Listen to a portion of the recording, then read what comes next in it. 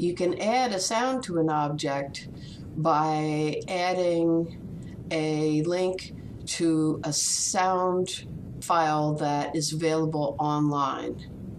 There's details in this task 11 on what kinds of files you can use. MPEG is one of your options, and also links to working files.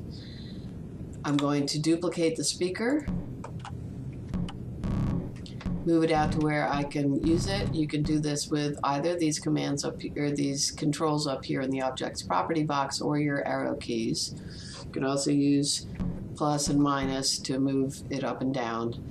And here I have a sample speaker. I'm going to add bird call, and I don't think I want it to move anymore, so I'm going to remove the text from the action box and type in activate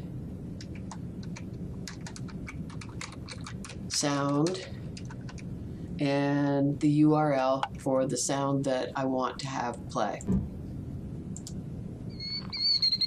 There's my bird call.